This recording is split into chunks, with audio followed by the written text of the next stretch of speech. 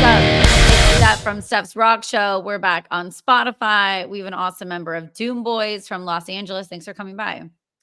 Thank you, thank you, thank you. Good to be here. So, Evil Riffs from Los Angeles. What does that mean? Well, I think it's kind of self-explanatory. We're all LA kids. So we wanted to do something that represents our city. And the riffs, I think they're pretty evil, They're Yeah, it's some good hard rock, where we love Sabbath and Danzig and Alice in Chains and just good groovy riffs that make that face. me too. Me too. So, I was in LA for a little bit. I'm back home in Sacramento, but I saw some Venice Beach references. Where in LA exactly are you? Yeah, so we live in Venice. Half of us we live in Topanga Canyon. So and the other half we're down in Venice. So yeah, we all have known each other since, middle school, high school, even earlier, elementary school with some of the kids in the band. Uh, Wow. so we all go way back. And yeah, but Venice is kind of our stomping grounds. We love playing down there. We're doing a festival down there in 2 weeks, like right on Muscle Beach. So that'll be fun. Nice. I got my ear pierced up high on Muscle Beach when I was like 16. We, What was it like growing up in LA? What is it like to experience that? well, it was awesome. I mean, especially in Topanga, it's just surrounded by so many amazing musicians. We could sneak into the local bars up here. Well, just one, and you could see, Danny Carey, Taylor Hawkins, Justin Chancellor, like all these guys just drinking beer and just playing covers and just having a good time. Um, and just up here with local festivals and seeing legendary guys like dudes from the Doors and Canned Heat, and it's just the list goes on and on. So just kind of like being steeped in this amazing kind of rock and roll culture, set the bar high for us, I think. And then of course, going into middle school, after school we could just hop on the bus and go down to the Sunset Strip and mess around and whatever it is, go mess around in the guitar boutiques or play drums and get into trouble, really just taking the buses and skateboarding all over the city. And it was just a big playground. Yeah. Still, I think you almost get spoiled. I'm gonna go out and like a limb because I think you almost get spoiled either living in LA or growing up in LA because you forget how lucky you are to run into these massive rock stars. If you're just drinking at the Rainbow or you're at the Roxy and you're just like, oh, Dave Grohl's doing an acoustic set tonight. Okay. And if you live somewhere else, you don't understand how rare of an occurrence that is. yeah, I mean, these people are all just people, and they want to keep it real, like Yeah. they want to come and just get shit faced and play Creedence Clearwater for 20 people in Topanga, growing up. And unfortunately that bar's gone. And Taylor, sadly, rest in peace. He was like a big part of the kind of like rock community and with Chevy Metal, his band. But Yeah. Chevy Metal is still crushing it with his son now. But yeah, I mean, it's really cool just to absorb the incredible talent and the energy. And still, there's fun stuff going on. I mean, they had Chad Smith and friends not long ago down in Malibu, and Oh then wow. I'm buddies with Rob from Metallica, and he invited me up to sing War Pigs with those guys. Way cool. And that was like maybe the coolest moment of my life. But Yeah. but Yeah. but Rob lives in Topanga, and he's a supporter of the band. We've played some Awesome. fun shows with his son Ty with his band Otto. So it's cool. There's definitely like a supportive, I think, musical and kind of rock and roll community, and Yeah. just trying to humbly add to the conversation. I miss it though. I will say I didn't know how blessed I was living in LA to have the connections and interview bands. Then when I moved back home to Sacramento, when I talk about my experiences, They're like, "That's out of the realm. That's not normal. That's weird." And I go, "Oh yeah, you're right." Like I didn't know living in Hollywood, you could get coffee and Selma Blair's getting coffee next to you. So they're like, "Oh, do you want to come by the radio show?" That Yeah. it's you don't have to reach out. They're kind of If you didn't, accessible. if you didn't see Lemmy at The rainbow. it was like a weird day. Like Yeah. he was on tour or something. Yeah, I finally took a photo with his statue. I went back down there and took a pho and I just it felt good. It felt cozy because it was Yeah. Oh man, he's gone too soon, man. I mean, he was like yeah. young, and Motorhead is like, I feel like so much rock is just having this like resurgence right now. Uh, Yes. Rock is on fire, and even my divorced dad rock, my metal rock, all different kinds of rock is just resurfacing and coming back and evolving, and I'm so excited for it because yeah, it's the best genre of music. that's great too. Milo, my guitar player, his stepdad is from Black Flag too. So Chuck Dukowski. And like, there's a lot of cool cats through him, like Brant Bjork from Caius, like good family friend, like, who's shout out Stoner, Caius. But Love it. he's been like super awesome, and we've been able to play a bunch of shows with him, and he said some nice words about the record. So yeah, I mean, look, we're blessed to be surrounded by these like legendary cats, and like I said, just humbly trying to make music that can hold a candle to any of these guys. And Well, I love the sound of Doomboyz. Like, I've been checking you guys out a lot the last couple weeks. It's like a 70s rock vibe. The music videos are sexy. How did you guys start and kind of what was the vision when you guys first got started? well, it all started just like so many other things, like during COVID, where my guitar player Lou Vernius and myself, we just started writing riffs, right? So I've been in so many different bands over the years, every type of genre, but really just a rock kind of metalhead at heart. So finally, we got in this room where we were able just to write riffs and just create something. We had like the skeleton for some tunes, and then we recruited Milo, who is just the greatest guitar player I know. He's an absolute alien. I'm sure if you've heard the if you've heard the record, he's Yeah. like Randy Rhoads. He's a classically trained guitar player. And I've known him forever. He was in a band called Insects versus Robots with Micah Nelson. He still plays with Micah and Particle Kid. But he was so stoked because he was like just able to just completely unleash, with Doomboyz, and just really just kind of like, I'm just like, I just want you to play as loud and crazy as you want. Don't hold back. So Yeah. he loved that. So that kind of became the core, like the three of us. And then we got in there, started recording just up the street over here, just at my buddy's studio. And we're like, wow, this is something, we're like, this is actually something here. Then eventually we brought in Travis, otherwise known as Bone Lord. This is his name now. But Bone Lord. Is he boning down? What is he boning? What's the Bone Bone Lord? Lord, Bone Lord, dude, that's just the name. That's his name now. Yeah. That's him. Does he So, like chicken bones? I don't think so. I don't Just know. Bone Lord. Okay. Just Bone Lord. I Okay. don't know. We all have like silly nicknames. So How Travis. did you guys record in like a Foo Fighters a recording studio? How did that happen? Yeah. So basically we did our first session over at Stag Street Studio, which is an amazing studio out in Van Nuys with like a great like vintage API board. Meanwhile, during COVID, my live drummer Sebastian was in the lineup down here at Topanga Beach surfing. And who's next to him is John Theodore from Queens of the Stone Age. Wow. And Sebastian goes, "Hey man, like you play drums?" Like, and just like that, we were buddies, and he needed a little studio to rehearse, over COVID when he wasn't gigging.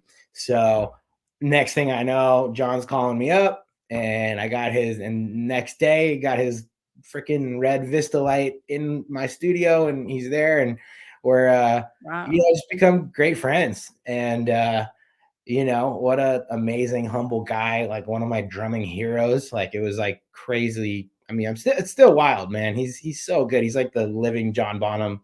Um, so that being said, we did like our first 4 tunes, and I called up John. I'm like, yo, man, like, okay, who's gonna master this? Like, we need this mixed and mastered. And he's like, immediately, he's like, Robert Adam Stevenson, he's our guy. So, you know, Robert, Bob, he did the last Queens of the Stone Age record. He's like Jeff Beck's guy, who we got to see him with Beck before he passed away. He was Taylor Hawkins' day-to-day guy. He just did the new Jane's Addiction record. But long story short, you know, we have this next batch of songs to do, and we called up Bob and we're like, "Can you get us into Studio 606?" And lo and behold, you know, he got us in there on a Monday while the Foos were down in South America, Oh, and dang. yeah, That's and really neat. That's really cool. yeah, and that studio is just set. I mean, I'm not recording anywhere else ever. It's top tier. It's one of the best places to record in. It has the Sound City board. So it's the was it the Neve. So you know, Dave did the whole documentary about that board. So that board, Wow. Black Album, Rage Against the Machine, System of a Down, Alice in Chains, Rumors, like every Tom Petty, Grateful Dead, like it's signed by everyone. You got Stevie Nicks, like signature. It's really You got magic. to record in that board that created all of those phenomenal musicians, and then also you're coming from, like, Nirvana and Foo Fighter guy. I mean, like, this is Of crazy. course, Nevermind was recorded on that board. Like it's like that. So we were just like so humble. Like it gives me chills. My hair stands up. When Yeah. and so just to like go in there and you know, Tool record everybody, like literally everybody. So you know, to go in there, and you know, we just did our best to you know, do it justice. And you know, and the drum room, oh my, I don't think there's a better drum room in the world. It's absurd. Did you uh, guys finish, like, an EP, a single, or are you working on a whole album right now? What is the creative Album's process? out, the record's out. Yeah, Okay. it came out, and we just hit 100,000 streams like 2 days ago. Yeah. Congrats. um, Badass. Yeah, no, it's amazing. So the record, we finished the record. It's like about 50 minutes, 7 tunes. Finished it about over a year ago, and you know, we waited. I made sure, just because it's the first one, you know, we wanted to make sure we had a good team, you know, behind it. So you know, did the whole thing. We shopped to labels, and then we ended up signing with Regime Music Group, which is like awesome label over here. They're just based in Thousand Oaks. Super great guys, just hustlers, and you All know, the best managers and attorneys are in Thousand Oaks. I don't know what it is about Thousand Oaks, but that's, like, the hub of a yeah, good control. yeah. I don't know, man. I mean, it's just like a kind of a low key kind of zone.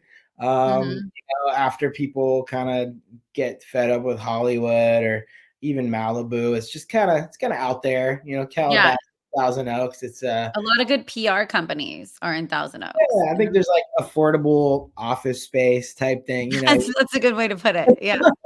You know, It's little bang yeah, for the buck out there, plenty of parking. yeah. No, I feel that. But yeah, man, Kevin Zinger, you know, he's like kind of a legend in the industry. He's, you know, he did back in the day, like he put, you know, Cottonmouth Kings, like put him on the map way back in the day. And I mean, he manages Sublime, you know, they have Sublime on the label. A lot of different like a lot of different genres. Like they got like, you know, Head PE, like rock Dropout Kings. They got some rock stuff, also into like funk and reggae. And, you know, so it's like they're really an eclectic, you know, label, which I kind of like, because like kind Yeah, of as a heavy rock band, like we're kind of like the band, you know, on the label. yeah. So, you know, I don't feel like we're getting lost in the sauce, so to speak. And they're just like super connected. It's funny, we had like Rick Rubin's people like brought us down to Shangri-La to Rick's studio, and his A&R guy was like, "Oh my god, this is the greatest shit, blah blah blah, we're signing you, blah blah." And like I'm like, this is too good to be true, you know. And so I was like, okay, like very flattering, like thank you guys, like, you know. You And didn't have to get down on your knees to get signed by any of these guys? I was like, thank you, but you know, just time kind of went on, and they're like, yeah, like we're gonna do it, and then eventually, you know, I was like, you know, I just got to work with some cats that are just like really, you know, present and hungry, and you know, and are gonna like, you know, give us the time of day. So I'm really happy to be where we're at with Regime, and we got another cool label that's doing our vinyls. That they're called Wet Records. So we sent. Okay. Yeah, they have a couple. It's called Glory or Death Records, Wet Records. But they're like really cool, like a little niche kind of label within like the stoner doom metal scene. And you know, we got some vinyls dropping with them. Like I think Very cool. probably like a couple months, and we're gonna get on the road. We're gonna, you know, we're gonna get on the road here and, you know, sell some vinyls. Hopefully You this guys winter. gotta come to Sacramento. Let me know if you Yeah. come up to Oh, for sure. SacCo. I Yeah, will come support you guys and come out to the show. definitely. Um, Yeah. can we do fun question time? Let's do it. Okay. I like this, one of my favorites. Okay, well, I gotta do a lot of LA because I miss LA too. I'm having LA withdrawals, I gotta be honest lately. I'm missing it a lot. Well, LA Um, probably misses you as well. I do, but it's just, it's so expensive. Like, I own a home in Sacramento. I couldn't own a home in LA. I'd It's be renting it's forever. pricey. It's pricey. Yeah, congrats on owning a home anywhere these days. I know, right? I hate being responsible. Okay, what is the best venue to play live in Los Angeles? Oh, well, I mean, you know, Hollywood Bowl, come on. Yeah, I mean, yeah. depends, like for us. I mean, like, yeah, I love the bowl. Obviously, I love the Will Turn. Like, I just have a lot of great memories at the Will Turn. It's just got such a good you know, mystique to it, just the whole Art Deco. I just saw so many of my favorite bands there growing up, like What Opeth. about Whiskey Viper, like smaller, Yeah. venue? So Yeah. of those ones, I've always liked the Viper Room. Yeah. It just kind of felt like the people there care about what's going on. I Whereas like love Tommy Black at the Viper Room. Like, yeah, he is yeah, such a yeah. fun Like, cat. you know, I've been playing there since all those gigs since we were in high school. You know, I would go, you know, Yeah. bus. I went to Palisades High, you know, take the number 2 bus up Sunset over to the Roxy. I say, hey, we want to play. And they're like, yeah, sure. Here's 50 tickets. Like, go sell them. Like, Yeah, so us, you know, being our little naive selves, like, awesome. So, for so sure. Well, it's exciting to get yeah, the opportunity to play that, even I everyone doesn't realize the band has to work hard and sell the tickets a lot or yeah. sell So merch. we did that, you know. So we were playing the Roxy and played the Whiskey and the Viper. Yeah, the Viper, I like it, man. And I guess it's the days are numbered over at the Viper Room. I'm shocked it's still open. I'm I excited. Like, know. I loved What Key you're Club. I talking miss the about. Key Club. Yeah, Times are rough economically, and a yeah, lot of these places, obviously, it's a lot of money to tour for bands to play, and then they don't have the money to pay the bands, and then people yeah. aren't going out and spending money like they used to. So it's hard for everywhere right now. We have a funny Roxy story when one of my bands, we were like 17 or 18, and we were playing the On the Rocks up there. And like I guess there was some issue with the sound, and my bass player was a hothead, ended up you know, getting in this massive brawl on the in, Whoa. on the rocks. With the And sound guy or was like, yeah. So like he kept yelling at the sound guy. Sound guy lost his shit, got in his face, hit him with the bass, and then then legit?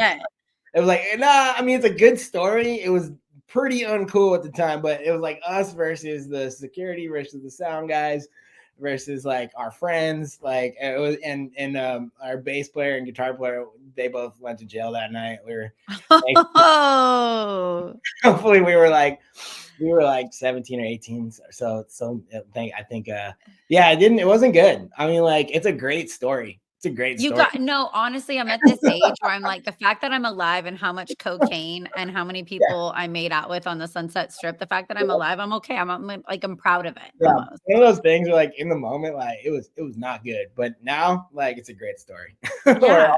everyone's doing great. Like that, Sometimes you have to wake up in jail and be like, "That was a wild night. My like bad." that bass player is like in a massive like world touring band right now, and Sweet. no, that guitar player and then the bass player, he's working for one of the biggest producers. Like, he's just with the Weekend and all this stuff. Everyone turned out fine. Yeah. Get this. Guess who I used to strip with that's, like, doing great? I don't know who. Dorothy. Oh, She's, like, cool. on fire Yeah, and, like my buddy Ethan was playing. Was playing bass for them with her for a minute. Was it she Ethan? taught me the pool skills in 2008 when I got down to Hollywood at Crazy Girls, and then I turn on YouTube years later, and I'm like, "Dude, this bitch is on fire. She's awesome. Dude, I she's love her." killing it. Yeah, yeah, no, Yeah. yeah, no, it's cool. I've been watching her through my buddy's Instagram. Her bass player he's playing with Corey Taylor now, and he's out with he's out with I who thought is you were it? gonna say Corey Feldman. Yeah, no, he's out with Jerry Cantrell right now. Oh, okay, okay. Because I was like, Corey Feldman's on fire, dude. That is who is Yeah, owning it right now. nice of Fred Durst to Yeah, dude, the PR move of Fred Durst, because I feel like everyone's talking about Limp Bizkit more because of Corey Feldman, and I would have never put that together, but good yeah, for them. Okay, yeah. your favorite bar to hang out in LA? Favorite bar in LA. Let's That's see. hard, I feel like. Yeah. Well, I like my local bar here in Topanga, Froggy's, just opened back up. Okay. But like, I don't know. Let's see. Where's good? Where's good? I just haven't been so much in the bar scene as much. I mean, I really like Good Times at Davy Wayne's. That was an awesome spot. And then I like Jumbo's Clown Room. Yes. Oh my god, I love Jumbo's Clown Room. Yeah, Jumbo's. You gotta love Jumbo's. There was a girl that did Push It one time, I'll just never forget this, and she was pretend pregnant, and then she had a fake blood packet and a fake baby in her, and while she stripped, she pushed the blood packet and baby out of her at Jumbo's Clown Room, and it's, like, ingrained in my brain of that was the weirdest, coolest thing I've seen with a Coors Light in my hand. Yeah, man. Yeah, that's a weird spot. Yeah. What else is Is cool? it still open? Yeah, oh yeah, I thriving, wanna go back down to Jumbo's Clown Room. thriving. And then in Venice, I like like the townhouse over there. We play there a lot too, so it's like Yeah. just on the beach there, kind of Did like you ever go to the Circle Bar in Santa Monica? oh yeah, yeah, yeah. I've That been was my shit. on Main Street. Yeah, Main Street. Yes. It's a little fratty for me. Oh, man. But I got it was fucked at probably cooler back in the day. It's yeah, this was a long time ago. Yeah, and then also like my buddy works at Elefante, which is like kind of this bougie kind of like yeah, it's like this bougie bar like on like the fifth story of like a building down in Santa Monica overlooking the beach there. And I just go there because he works there and I get free drinks. Nice. But it's a good place to hang. It's fun. Where else is cool, man? Where's like some just good bars? I mean, I still love the Rainbow, I'll be honest. Like, I visited and I still love it. Yeah, I love it, man. You get like a burger with like a terrible attitude, like here you go. Yeah, yeah, it's just weird that Ron Jeremy and Lemmy aren't there because it's Yeah, like, "Wait, what?" we used to see Ron all the time, man. That was so Yeah. fun. Ron came by to do an interview with the station I was working with, and then my roommate got with him and wanted to get with him, and Oh, she but was really hot and young, and I was just like, "Why?" he's got something going for him. I don't He's know got what, some game. I don't know. No, but I would we used to take selfies with him. Oh, hey, Ron. He just stand out there and like just be a magnet for all these people just showing up. yeah. I'm kinda shocked he's in trouble, but I don't know, just because he was so nice to me and respectful, I never got any weird vibes, but I don't Yeah, know. I mean, he seemed nice to me. Yeah, he didn't try to rape me, so I guess I'm not that cool, but fuck Yeah. it, man. Okay, what is the downfall of living in Los Angeles? Um, I mean, the downfall, I think that applies to a lot of people that come here that aren't from here.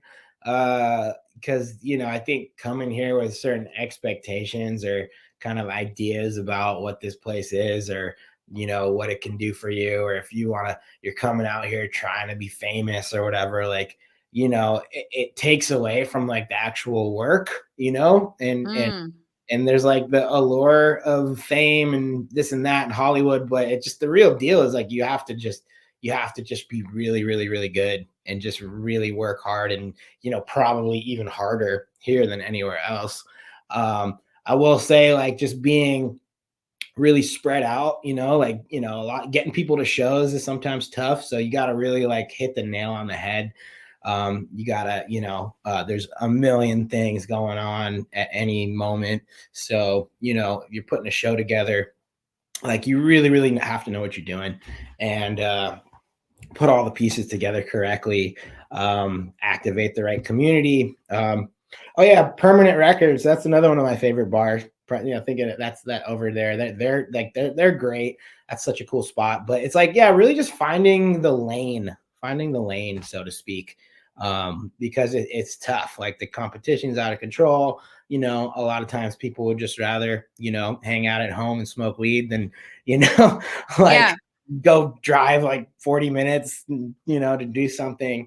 Um, so, I think in some ways, a lot of bands have a tough time here where, you see so many tours where it's like a nationwide tour and then they just don't come to LA, Yeah. because it's just tougher, it's like you're gonna have a hard time, here where rather than like somewhere in the middle of Oklahoma where like there's nothing going on and like everyone's gonna come out, right? So I think it's competitive. I mean, being from here, it's different than I see a lot of people, we're coming out here from so and so Florida or Ohio, and we're gonna make it big, and it's just that I think that kind of idea is kind of toxic and distracts from the reality. It's like, all right, we're coming here. I gotta be insanely good at this. We have to build our community. We have to put out fucking killer music. Like, and those are the things. And then if you do those things, like all that other stuff, it can happen. And I've seen it Yeah. happen. I But think definitely perseverance, not giving up, and trying not to compare yourself to other people, which I know can be harder than it is stated because everyone's going to be wanting to do something neat and cool like you are, or maybe in the industry, but keeping your head straight and focused on, well, this is what I'm doing for my mental health or that I enjoy. And so I'm not going to compare myself because it's going to be different than everybody. But you're right, too. There's a lot of talent in one city. and then So, also, like, once you start having some success, like there are like people that will take advantage of you, and mm, you have to be aware of that. And being from here, we can see it, but there's a whole predatory like industry for sure. Like there's so many people and companies that like they're just preying on the want for fame. yeah. Oh yeah, you play this show, but you got to sell, 100 tickets, or, yeah, we'll do this for you, but like, you got to put this deposit down and blah, blah, blah. Like, and they're just, so like, and obviously spending money, nothing wrong with it, but you have to know, what you're spending, and like, make sure you're actually making good investments, rather than just kind of like getting ripped off, which there's, there's so, Yeah. there's so much of this out here. But once you get past all that and really just kind of like dig into your own community here, it's a great place, and I think it's having a moment right now, to be honest. I think LA's on a good one. People are pretty nice out here. People are looking to collaborate and help each other, and there's a lot of good creative energy. So yeah, I guess the downfall. People are their own downfalls. Yeah, we're our own worst enemy, like lit Yeah, status. That's for sure. and we Okay, can. so Doomboyz, you got to tell us the new album. It's out now. How we find it everywhere. Tell us about it and what's coming up for you guys. Yeah. So um yeah, it's so the record's out. It came out July 5th. So yeah, we it's out everywhere, all the streamers, everything. And like I mentioned before, we just hit 100,000 streams a couple days ago, which is awesome. Badass. Um You're thinking about and a tour. You're putting a tour together. yeah, Yeah, we got a couple of fun gigs in September. We got this weekend. We're doing like two like little mini festivals. So it's like this one down in downtown called Riff Swarm coming up. Ooh, So it's like okay. a bunch of really good kind of like stoner rock bands. Some buddies of ours they're coming down from Santa Cruz and they're putting a little show together. So that'll be this weekend. And then the following weekend on the 21st, we're playing it's called the Carnival of Chaos. So it's on I dig Muscle the names. outdoor show down on Muscle Beach with like, 7 or 8 bands. So that'll be fun. And then I'm heading out to Europe for a second. My best friend, one of my really good friends, are getting married. So going out there. And then we got in October. Fun. Yeah, then in October, we're doing the Venice West with Particle Kid, which is one of Willie Nelson's sons, Micah Nelson, good friend of ours. And then I think we're popping out to Does Vegas. he smoke pot? That's what I want to know. Billy Nelson's I think son. so. Willie Nelson definitely does. I Yeah, think Micah does. I'm not sure. I mean, he we're all, better. I He think should. He yeah, should smoke pot. I would assume so. I mean, I've hung out. I mean, we've been friends forever. I'm trying to think if we smoke. We probably have, but you know how people are with weed. One day they're. I mean, I'm a huge. I love weed, but it's not for every. People go through phases and stuff. you know, I don't so, go through phases. I am yeah, on the wagon all the time. I yeah, don't. like Sobriety is for quitters. yeah. I mean, look. I respect everyone's choices and everything, but weed for Yeah. I love it. It's helped me. I'm in the cannabis industry as well. For to put the roof over my head and everything, which is great. I've been in the industry for since forever, since I was 18, since I got my first little med card. And Yeah. Remember when it was difficult to like get the card to like yeah, smoke? I mean, it wasn't ever too bad. You go in there, you're like, oh, my back hurts, and they're like, oh, here's your weed. I'm so old that I had a pager and I like went to a payphone to meet a stranger on a corner to get weed. So I Yeah, mean that it's yeah, yeah, convenient now. It's very yeah. convenient. No, it's great. I mean, honestly, I've been in that industry for a long time, and it's like really just helped me, And I also own a music festival up here. It's a big reggae festival up here in Topanga. Oh, So, cool. the whole like music and cannabis, and it's It all goes hand in hand for yeah, sure. it's all intertwined, and stoner rock, everything. So that's another like awesome thing about this city that I love. I was able to like build my network here in my business, and giving it gives me the ability to fund a lot of this stuff, which is Yeah. it's expensive if you want to do it right. If you really want to do this right, you got to treat it like a business. So either way, going back to the band and the record. So the record's doing awesome. We have the next record already written. So yeah, the plan is, when these vinyls drop, try to get on the road. We're talking to some other cool bands, some people about, doing that in, I guess maybe like probably January-ish. We're looking, I think the vinyls will be ready. So yeah, looking to just get out there, we gotta go and pay our dues. And we've done a few small tours. But we want to maybe do like a West Coast thing and sell these vinyls. And then as soon as that's done, I mean, we want to get back in the studio and Yeah.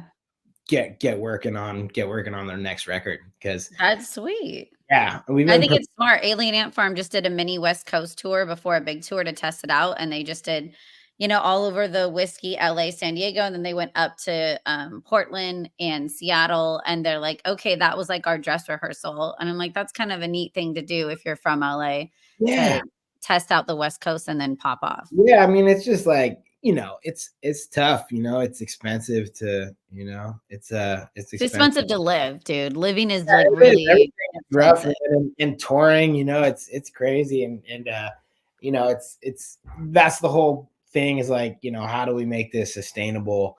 Um, Yeah. it's tough, but I think, my plan is like, okay, if you can really start even selling like 250 tickets, 300 tickets in every city, like you can do it, you can make it sustainable, make it work, uh, Yeah.